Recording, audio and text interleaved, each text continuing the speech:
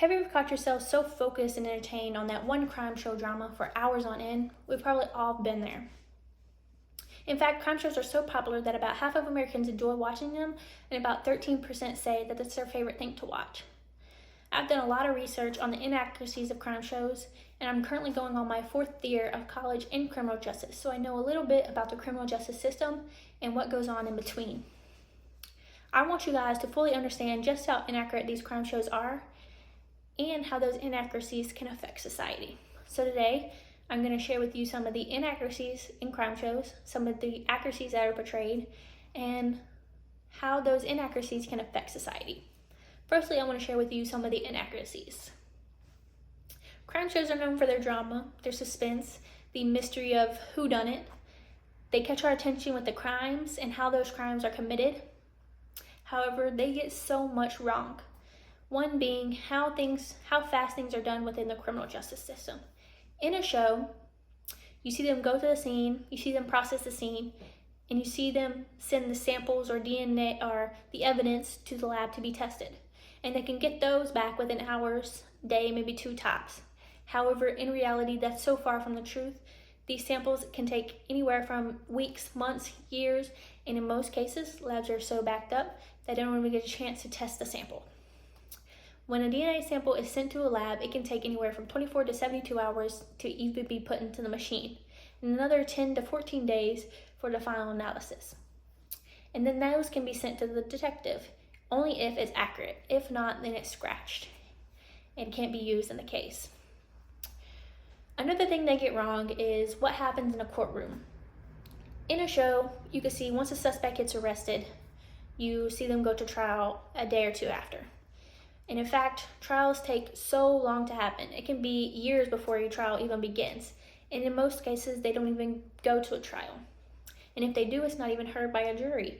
It's a judge and the lawyers.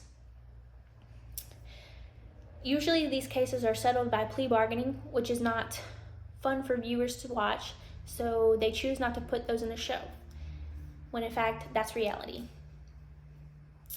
However, there are so many inaccuracies in crime show dramas. There are some accuracies that are portrayed, one of them being the emotion part of it. More often than not, you'll find that a cop has a dark sense of humor. They use that to cope with their day-to-day life, their day-to-day career.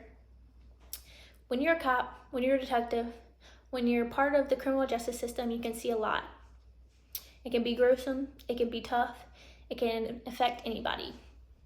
Anyone who witnesses, sees it, watches it, whatever, it can affect you. So cops use this dark sense of humor to help cope with that, to help them get through the day, to help them do what they do best.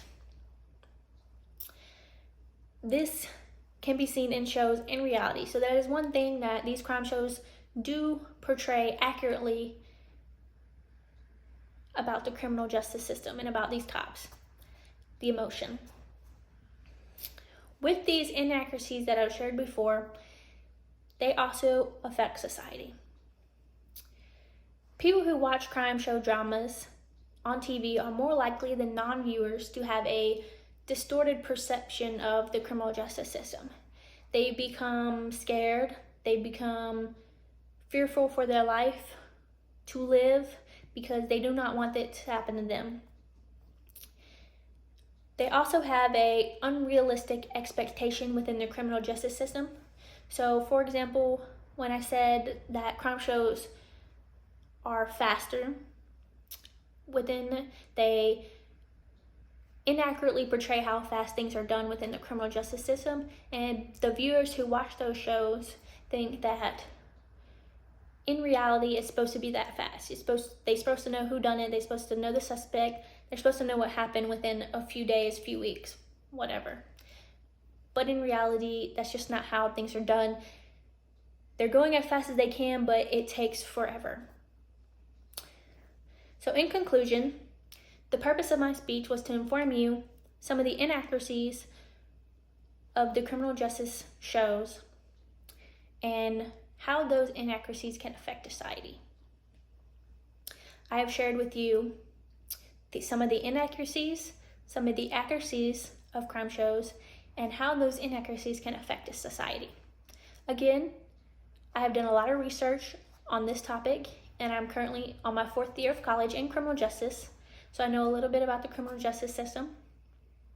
So just remember, when you're sitting on the couch watching that one popular crime show drama for hours on end, just remember that what you're watching is not reality, and it's not happening in the real world. It takes so much longer. So Hollywood is not reality, but keep enjoying those mystery solving shows. Thank you.